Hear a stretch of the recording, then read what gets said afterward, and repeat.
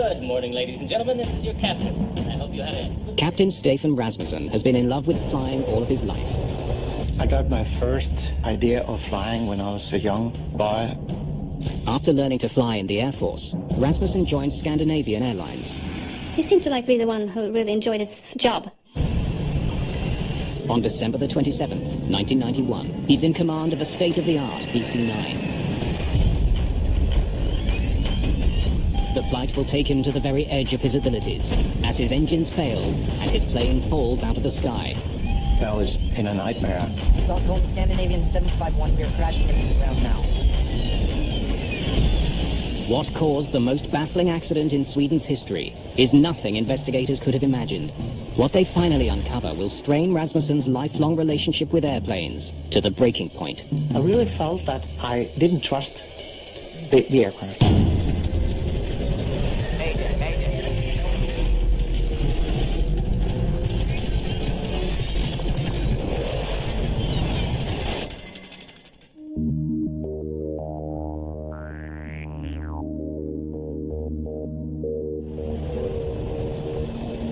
It's 2 days after Christmas. Stockholm Arlanda Airport is a mess of snow, slush and ice.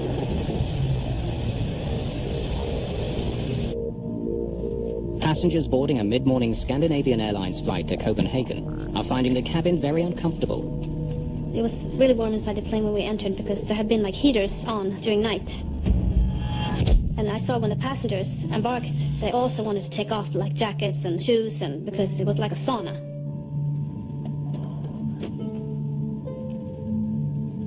Is it possible to turn the heat down now?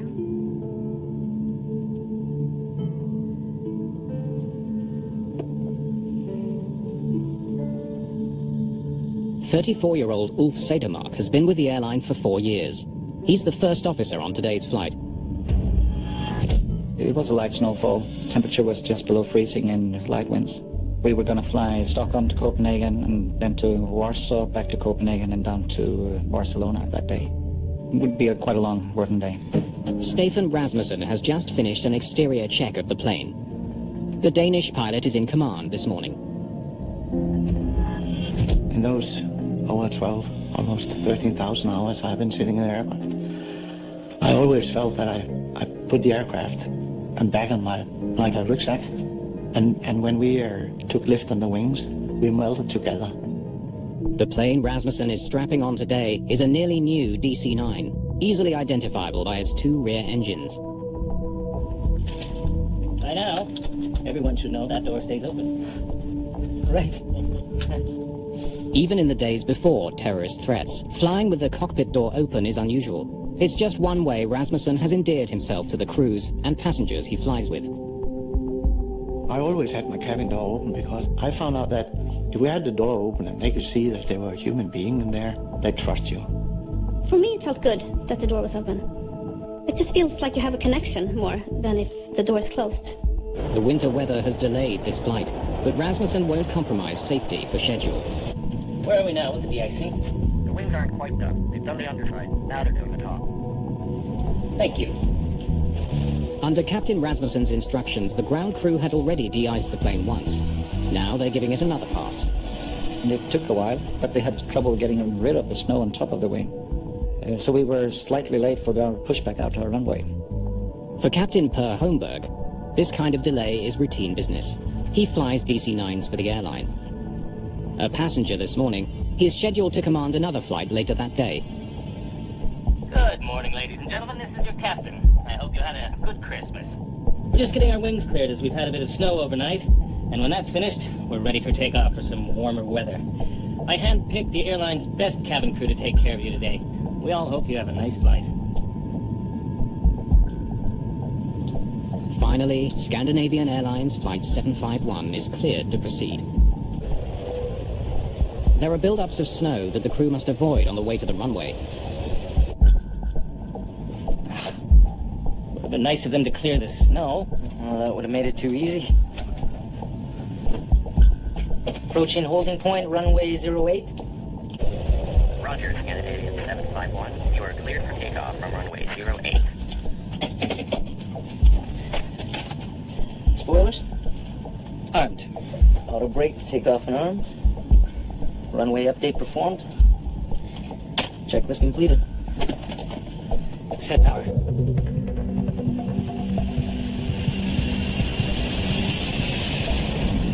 Despite the winter conditions, the takeoff is routine.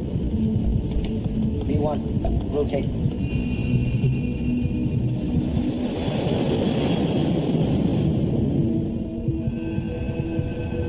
Gear up. Gear up selected.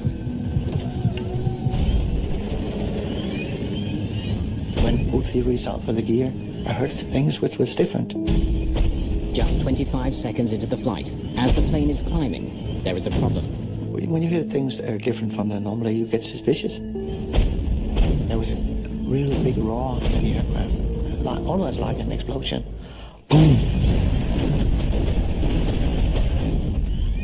There was another banging noise. But I just thought, what is that? I had never heard that before. It's obvious the source of the noise is the right engine. Sounds straight. I believe it's a compressor stall. I took the right throttle and moved a little back. But there it really became strange because the engine performance increased when I reduced the throttle. It's like if you're sitting in your car and you're turning your wheel to the left and the car is driving to the right, you get confused.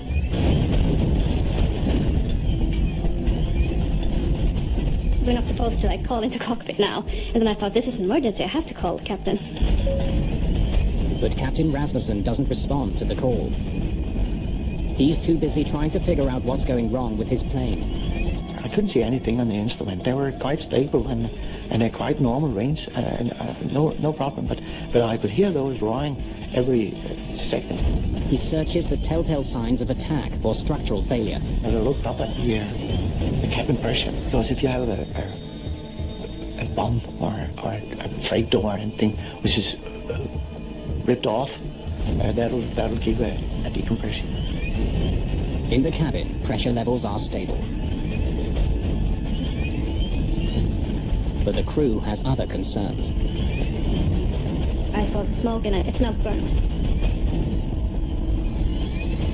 What should we do about this? Just 3,200 feet above the ground, the emergency escalates. The right engine quits. When we have flown a little over 1 minute, the right engine just went down. I had a very, very short moment of thinking that I was in a nightmare and just dreaming. I was confused. I was really confused. 2 seconds later, the left engine also quits. The plane is now powerless. One engine dropped and then another engine dropped. I thought that it wasn't true. It wasn't true. It wasn't real. Less than a minute and a half after takeoff, the DC-9 begins falling from the sky. And after that, it was complete silence. And I think that was the worst moment for me. Just being in the air, and it's so quiet. It was like a bird just sailing through the sky. So then I started to get scared.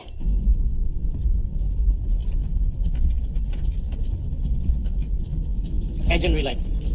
As the pilots try to restart their engines, things get even worse. The left engine erupts in flames. I saw the exhaust gas temperature was rising rapidly. Max temperature was around 680 degrees Celsius, and I saw it go above 800. A fire in the engine could spread to the rest of the plane. Should I pull? If Sedermark pulls the fire extinguisher in the left engine, he will never be able to restart it. He pulls the handle to put out the fire. From his seat, Captain Per Holmberg can see that the crew is in trouble.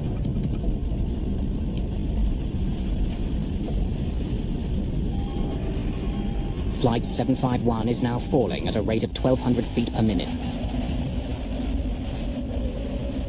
But air traffic controllers at the Stockholm airport have no idea the plane is in trouble. Islander, Stockholm, Scandinavian 751. Good morning, SK 751. Climb to flight level 180. We have problems with our engines, please. We need to go back to to go back to Arlanda. 751, roger. Turn right heading to here. Suddenly the radio goes dead. A result of the failed engines. Only the right engine can provide power, but it's now spinning too slowly to generate electricity for the instruments. Without the engine, you don't have any propulsion, so the only energy you have is your height. With time running out, the pilots of Flight 751 must find a way to restart the right engine, or else crash into the countryside below. Scandinavian Airlines Flight 751 is now falling from the sky at 20 feet per second. How can I help? Captain Per Holmberg, who boarded the flight as a passenger, becomes part of the flight crew. He came out in the cockpit and he said, is there anything I can help you with? I don't think I even said yes. I just said, start the APU. If the auxiliary power unit can be launched, it will bring back the radio and instruments. So I just handed him the emergency checklist and started focus on controlling the flight to see that we were maintaining the speed and the attitude and that we were wings level.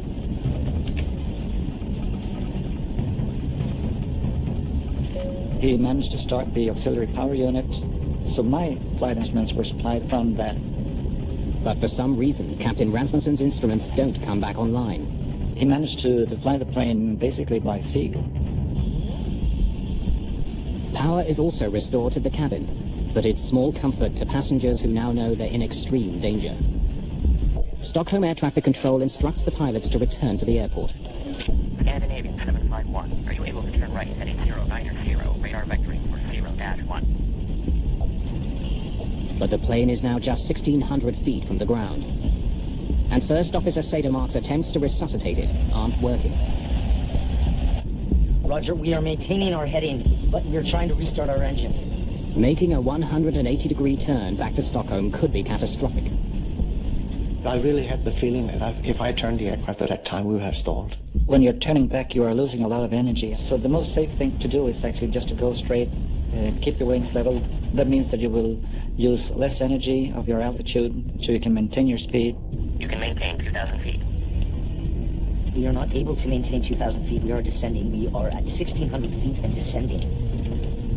Holmberg wants Rasmussen to focus his attention on finding a landing spot. Look straight ahead.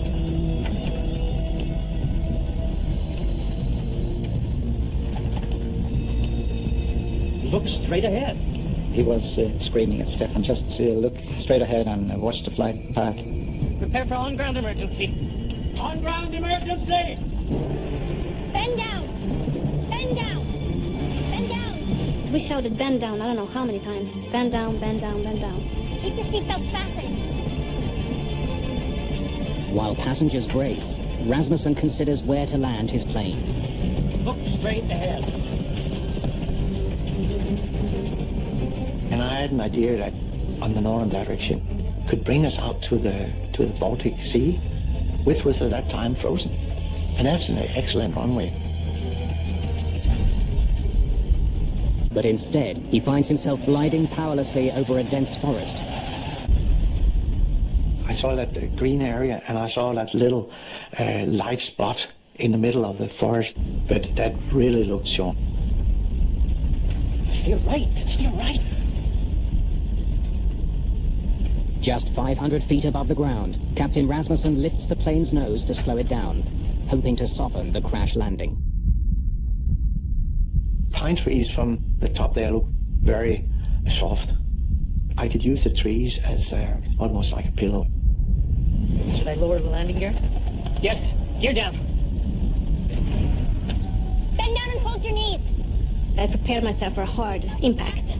If it's an emergency landing, we have no engines, I just thought this is going to be a hard landing. Stockholm Scandinavian 751, we are crashing into the ground now. I wasn't afraid until we were flying into the trees. Then I was scared, and I knew we were not going to make it. I didn't thought I should die. I knew I should die. I made me pray to God.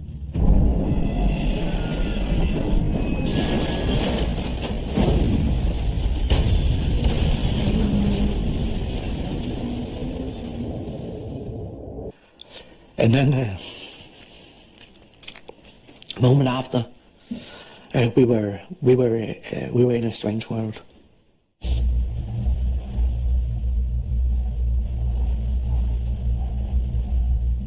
After we have come to a complete stop, I feel the smell of airplane fuel. I thought, okay, we're gonna explode. And I look around and I see the snow because there was a big crack in the airplane fuselage just in front of the aft galley. And you could just walk down on the ground.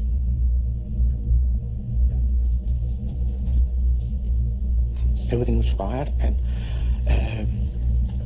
I woke up. It might only have been a split second or so.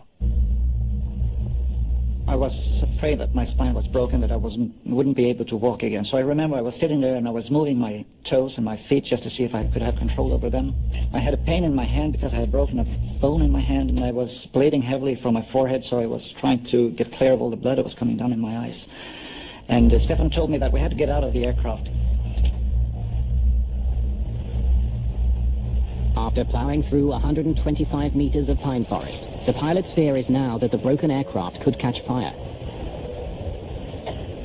Dozens of passengers escape through the breaks in the fuselage walls. But Captain Per Holmberg has been knocked unconscious by the crash. It all went so fast that no one could take in what happened. So I tried to stay with the group of passengers I had there. But I just knew the feeling also that we had to wait a long time for the rescue teams. Hope we'll be here soon. Fortunately, no fire materializes. But because they removed their winter clothing while boarding the sweltering plane, many passengers are starting to freeze. Most people were just standing in their shirts, t-shirts, very, very little clothes. Few didn't even have shoes on. They are now at risk from hypothermia. So I focused on being caring. Maybe I did it for my own sake also. I needed a hug also. It was comforting to comfort someone else.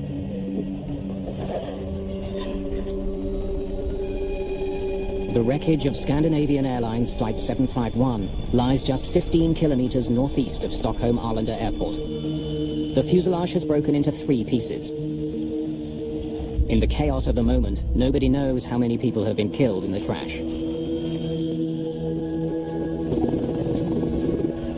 Rescuers arrive within minutes and attend to the freezing survivors.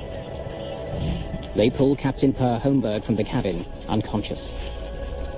He landed on the wall at impact, and he skidded down on the wall to the floor at impact. So he was quite badly damaged. He cut his eyelid, and he also got his collarbone that was broken off, so his shoulder was in front of him. 92 of the passengers have sustained injuries. Only 8 are considered serious. But when the crew conducts a head count, they're stunned to learn that out of the 129 people who boarded Flight 751, not a single one was killed in the crash. Everyone survived. It was like a shock just to take in. Wow, that was a fantastic comment. This was the happiest captain in the world. We were all alive. It was a great moment. Reporters break the remarkable story to the world as the Swedish Accident Investigation Board, or SAIB, takes charge of the case. Scandinavian Airlines alerts its own investigators, dispatching Torre Hultgren to head up its team. It's most unusual that the plane crashes in a wooded area and everybody survives. I've never heard of it before. The police kept everybody off the site itself. There was a cordon around the aircraft of 100 meters. We had a complete aircraft, nothing had burned, and we had lots of good data. Henrik Ölander from the SAIB gets to work on the evidence. And we all started to plan the documentation of the accident site, which means photographing all the fine little approach through the wood, and to take photos of all the parts that were spread all over the place. The 2 black boxes, which record cockpit conversations and store flight data, are recovered immediately. Investigators speak to survivors. Everyone tells a similar story. Would you mind telling me what you saw and heard? Loud booming sounds from the engines moments after the flight began, smoke in the cabin, and finally the entire loss of power and an engine on fire. You have a twin-engine aircraft, and you are really not supposed to lose both engines at the same time. The Pratt & Whitney turbofan engines are sent to a Scandinavian Airlines repair shop for closer examination. Investigators are eager to speak with Captain Rasmussen about the incident. But to their dismay, Scandinavian Airlines takes him to the media first. The first question, what did you think when both engines refused to function? It will take me an awful long time to tell you all that. The normal case is that the key witnesses, like the crew and so on, should be kept in quarantine until they meet the investigation board. European media celebrate Captain Stefan Rasmussen as a hero for landing the DC-9 without engine power. But investigators consider the possibility that he or his co-pilot had made errors that caused the crisis in the first place. The honor and the glory always rests with the captain, but so does also the mishaps. I knew that being a person in the spotlight of the press would be a quite different situation. And I said to myself, the only thing you can do now is to give them all their story and then pray that they will find the reason.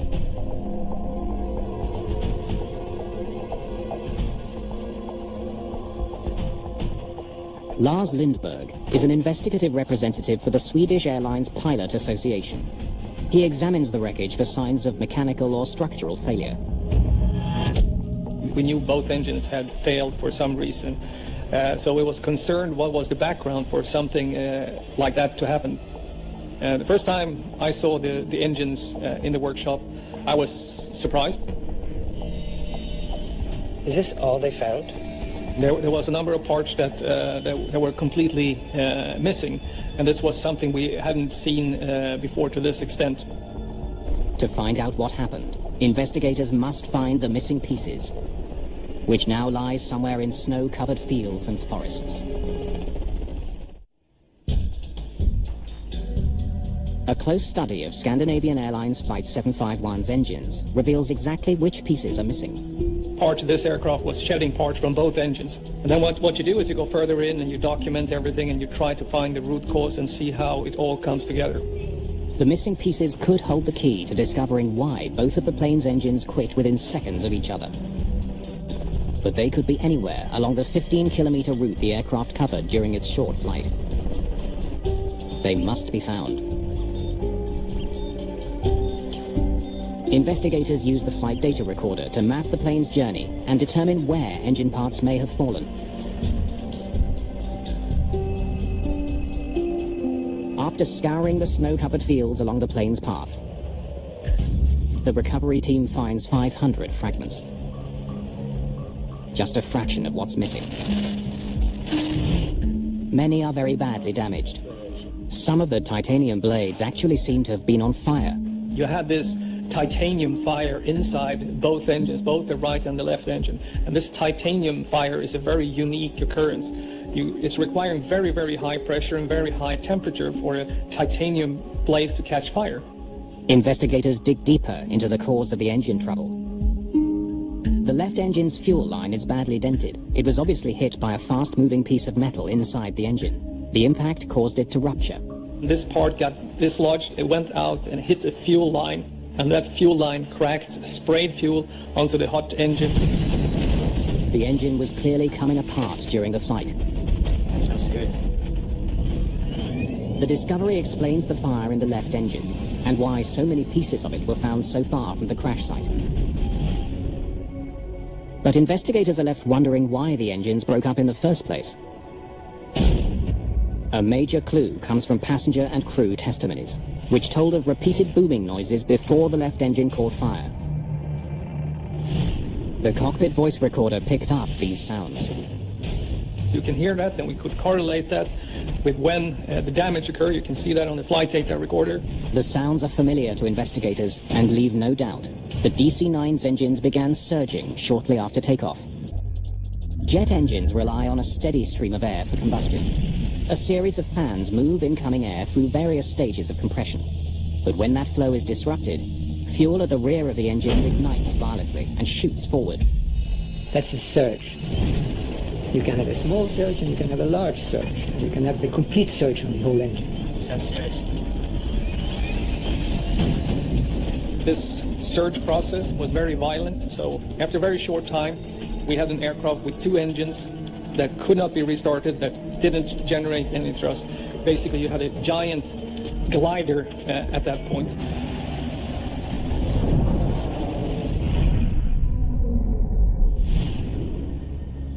A closer look at the fan blades from the front of the engines explains why they were surging. They're badly dented. The damage would have prevented them from effectively directing air to the rear of the engines.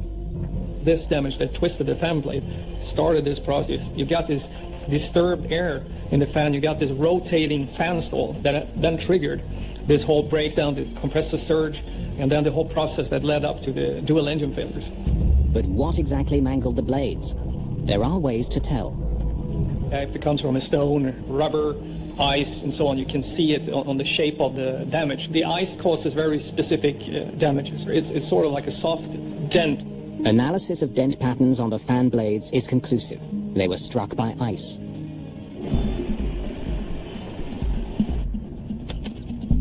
Now investigators want to find out where the ice could have come from.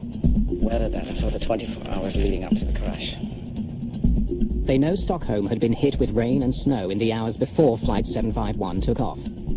It was a situation with the temperature around 0 degrees. It was a drizzle, snow, rain in the morning. They learned that the DC-9 arrived from Zurich the night before, with the fuel tanks more than half full. They had quite a large amount of reserve fuel, or diversion fuel, in their wings. The fuel in the wing tanks were close to minus 20 degrees Celsius. The conditions that night were ideal for the formation of clear ice on the wing surface. And here you had very, very cold fuel on the top wing skin. And as the temperature dropped during the night, it went to snow and rain, and finally snow. So there was a layer cake. Ice at the bottom, slush, and snow on top. About 10 inches total on top of the wings in the morning. Responsibility for de-icing the plane ultimately falls on the captain. Rasmussen insists he was aware of the overnight build-up. Investigators wonder if the pilot did all he could to ensure his plane was completely free of ice. Rasmussen claims he instructed technicians to de-ice the plane thoroughly. I didn't walk around with the aircraft. It was cold. It was frosty. Noticing that there was still frost on the wings, the head technician ordered a second round of de-icing. I was really convinced that the aircraft was clean. And so was he. Where are we now with the de-icing? The wings aren't quite done. They've done the underside. The cockpit voice recorder backs up Rasmussen's testimony. They've got it good and clean under the wings? Yes. I de-iced the aircraft once and looked at it and I said, once more. And I de-iced the second time. In fact, a total of 850 litres of fluid was sprayed on the aircraft. But the fluid may have been faulty, not potent enough to melt the thick layer of ice that had accumulated on the wings overnight. Technicians test samples of the fluid used to de-ice Flight 751. We found no discrepancies. There was nothing wrong with any of the fluids used. But when investigators interview the maintenance crew that worked on the plane, they begin wondering if the de-icing team was thorough enough in their efforts. The ground crew insists that after they sprayed the wing, it appeared to be clean. But that appearance was deceptive. It looked perfect, because the clear ice on top of the fuel tanks, you cannot see the clear ice. A technician inspected the front of the wing and found no ice. He couldn't have known that there was ice further back, out of his reach. No provisions for stairs or anything that he could use to get up on the wing at the de-icing platform. It looked shiny and nice, couldn't see any ice on it, but still there was maybe an inch of ice on top of the wing, and the aircraft took off. As soon as the plane took flight, the ice became a problem. On this aircraft, the engines are positioned behind the wings, and as the aircraft rotated and the wings bent in order to take the weight of the aircraft, this ice in the wing roots loosened, and it sucked right into the engine. The ice damaged the fan blades at the front of the engines and ultimately caused them to begin surging. Nobody really expected this would happen, or could happen, but it did. When ice breaks off the wings during flight, it doesn't pose a problem for most aircraft. But the placement of a DC-9's engines leaves them more susceptible to being struck. The Pratt & Whitney engines on Flight 751 were designed to withstand this type of ice ingestion. Something else must explain the disaster.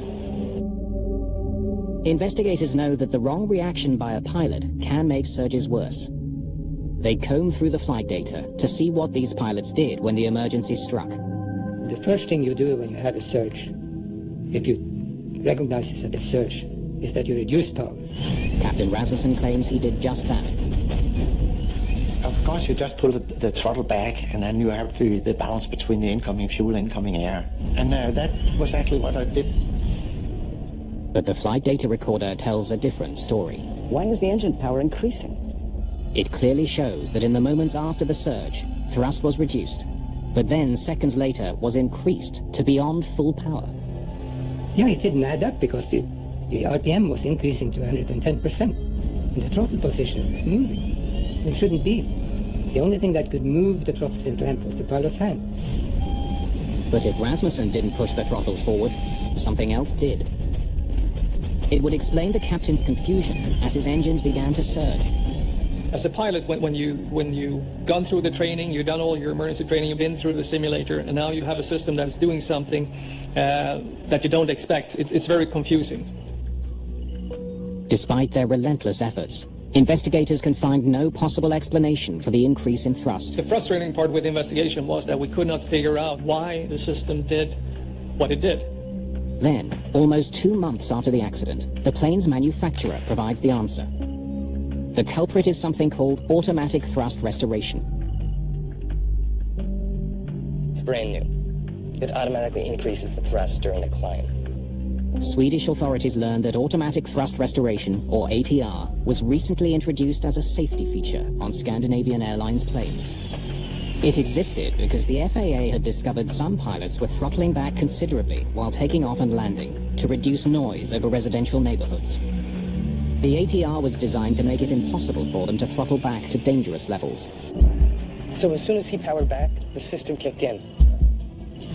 Investigators learned that when Rasmussen reduced power to clear his engine surge, the system read this as a dangerously low power setting and pushed the throttles forward. The increased thrust made the surging worse until the engines destroyed themselves. The investigation concludes that the pilots had taken the right steps to clear the surge and prevent the catastrophe. But the computer code which governs the ATR undermined their efforts.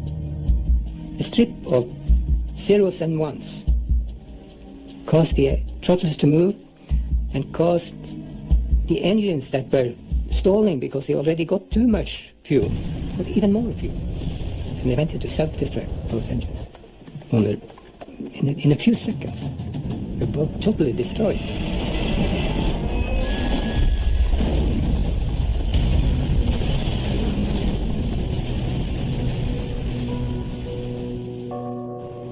The system was so new to Scandinavian Airlines that nobody there had even heard of it. And it was confusing for everyone because we didn't know about the system, we didn't have information on the system. SAS didn't know the system existed on their aircraft. We hadn't bought that modification. And it was sneaked in via another system. Because he didn't know about the ATR, Rasmussen was unaware that he could only save his plane by switching it off. News that the automatic thrust restoration was responsible for the accident proved both a blessing and a curse for Captain Rasmussen. It eliminated any notion that he had made a mistake. When I got that message, I was really released. It was like winning in a lottery. It was, because I was so happy. Because then I could explain why I was in that total tonal confusion. But the fallout would ultimately destroy a love affair and end a career. On October the 20th, 1993, the Swedish Accident Investigation Board releases its report on the crash of Flight 751. It determines that the actions of Captain Rasmussen and First Officer Sedermark contributed to the safe outcome of this incident. And although investigators question Captain Per Holmberg's decision to enter the cockpit in the first place, they do praise his contribution. This crew flew until they stood still on the ground. They never gave up. They never gave up. They didn't give an inch. The investigators put much of the blame for the accident on Scandinavian Airlines because their procedures for checking for clear ice were inadequate.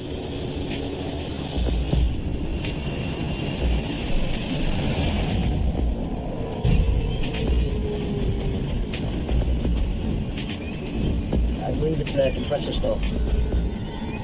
The report also condemns the fact that the pilots didn't know about the automatic thrust restoration and how it would act in a surge situation. If the ATR system hadn't been there, if the trolls hadn't moved forward, there wouldn't have been an accident. It was a bit strange that we didn't have all the documentation available to us, so we knew what we could expect if something like this would happen. In the wake of the crash, Scandinavian Airlines started training its pilots how to use the ATR system. They also implemented steps to ensure airplanes don't take off with clear ice on the wings. We changed all the procedures. We provided stairs for the mechanic, and he made it a requirement to go up on top of the wing and touch it with your hand to verify after de-icing. After healing from his injuries, First Officer Ulf Sedermark returned to the cockpit. I didn't feel the responsibility that I wouldn't be able to do my job again. Whatever happens, I know that I still can see things for what they are. And I still love doing my job, and if something bad happens, I can deal with it. But Stefan Rasmussen's return proved far more difficult. Set power? After I'd had from a high-skilled psychologist, we talked about getting in the air again. He knew that would be a hard decision to take. Gear up.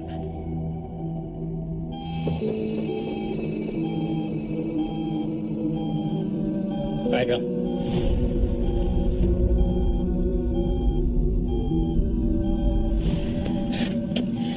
After time in the simulator, Rasmussen couldn't regain confidence in his plane. Sorry, guys. In a disaster situation, in a crisis, is that you have optimized the teamwork between man and machine. I really felt that I didn't trust the aircraft. Pilots tend to take the responsibility for all that went wrong. Too much of the glory and also too much of the responsibility. With the right counseling, about 90% of pilots involved in an accident are able to continue flying. Even though Captain Rasmussen received treatment, his career ended with the crash of Flight 751. Taking that decision to leave aviation as pilot was like having your highest love and come to that conclusion that you have to kill her. I had many hours, many missions of happiness in an aircraft. And I loved my passengers, I loved my aircraft so much, so I said, that's it.